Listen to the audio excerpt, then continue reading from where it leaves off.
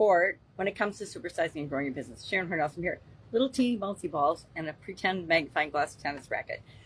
Our idiom today is the ball is in your court. And this is an idiom. I'm sure I've talked about this before because I like this idiom a lot. I used to play tennis until I couldn't see anymore. And I don't know about you, but I tried to play tennis for about a decade when I couldn't see out of my one eye. My left eye went first in terms of losing my vision. And so I literally tried for a decade, different times, to adjust my lack of depth perception and play tennis. But I finally resigned myself to not being a tennis player anymore and just let it go, which was hard. Obviously, it took me 10 years to do it.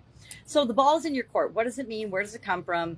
And how could we use it to supersize and grow our business? Now, I will personally contend that when it comes to building and growing and supersizing your business, the ball is always in your court. It's always up to you to decide what action you're going to take based on the circumstances and the situation, what's going on around you.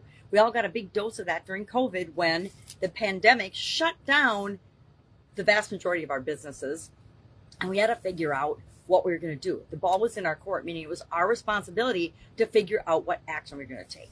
Now, this idiom comes from, of course, one of the sports and games that I actually really still love, even though I don't participate personally in it anymore, and that is tennis. There is some debate about it coming from basketball, but more experts believe it came from the game of tennis than from basketball. When the ball is in your court, when it's in your territory, it's up to you as an individual or your business, or if it's basketball, to take action and do something to get it out of your territory or to move your business forward.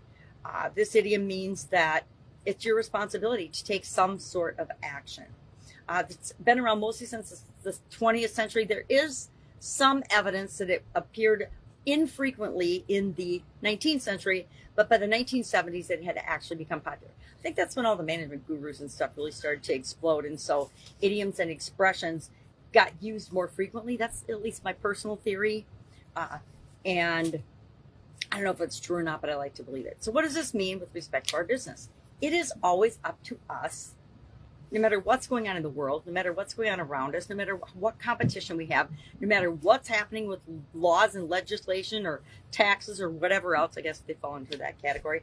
It's up to us to determine what we're going to do to continue to create what we want to create in the world. And that involves building and growing and supersizing our business. What is the next thing we need? One of my favorite questions is, what is the next thing we need to do in order to move to the next level, to take the next step, to continue growing and improving our business so that we can grow and supersize and have a positive impact on the world.